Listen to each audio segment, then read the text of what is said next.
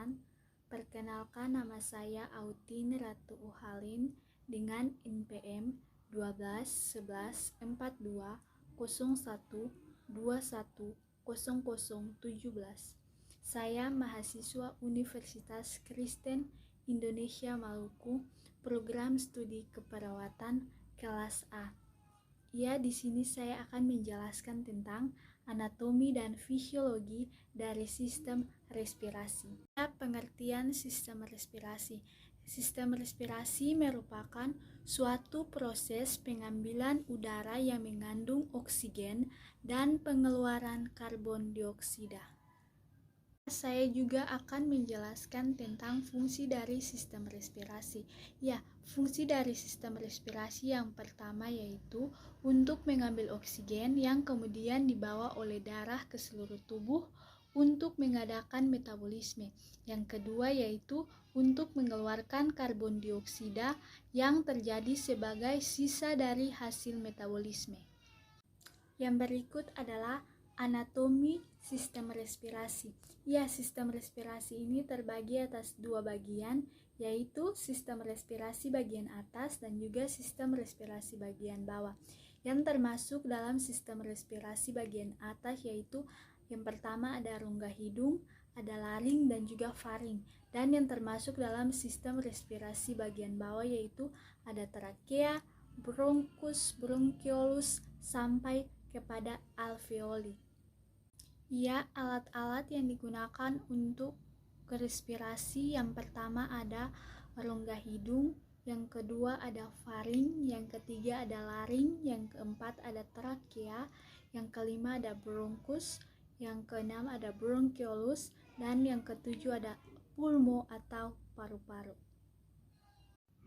Di sini saya juga akan menjelaskan tentang fisiologi dari sistem respirasi.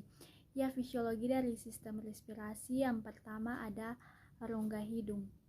Rongga hidung merupakan indera penciuman yang mempunyai fungsi yaitu satu sebagai alat untuk menghirup udara, yang kedua sebagai penyaring udara yang akan masuk ke paru-paru, yang ketiga untuk membunuh kuman-kuman yang masuk bersama-sama dengan udara pada saat bernafas, dan yang keempat, hidung juga berfungsi sebagai indera penciuman.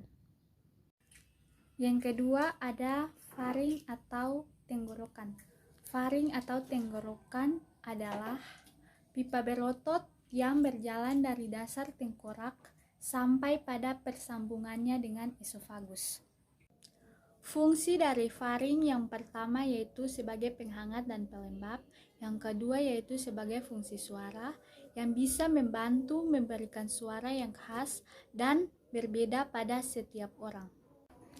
Yang ketiga ada laring atau pangkal tenggorokan.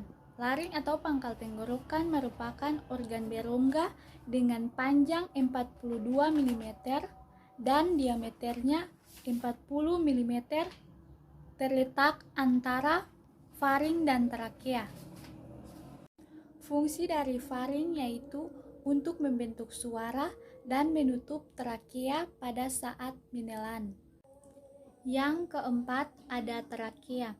Trakea merupakan batang tenggorokan lanjutan dari laring.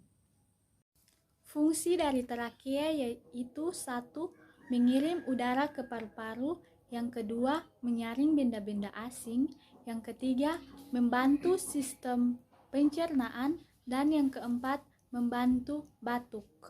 Yang kelima yaitu bronkus atau cabang batang tenggorokan. Bronkus merupakan percabangan dari trakea. Fungsi dari bronkus yang pertama yaitu memastikan udara dari mulut dan hidung tiba di alveoli dengan bersih.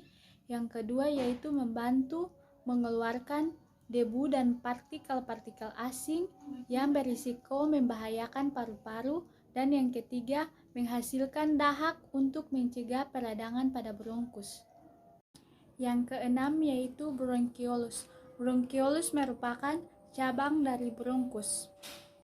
Fungsi dari bronkiolus yaitu satu, untuk menyalurkan udara dari bronkus ke alveoli, dan yang kedua untuk mengontrol jumlah udara yang masuk dan keluar pada saat pernafasan berlangsung. Yang ketujuh ada pulmo atau paru-paru. Paru-paru adalah organ pernafasan utama pada manusia. Paru-paru berfungsi untuk menukar oksigen dari udara dengan karbon dioksida dari darah. Yang kedelapan yaitu alveoli. Alveoli merupakan tempat terjadinya pertukaran gas.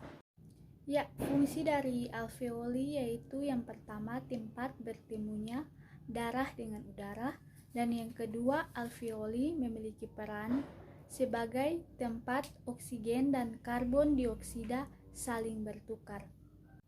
Yang kesembilan yaitu pleura atau membran serosa pembungkus paru.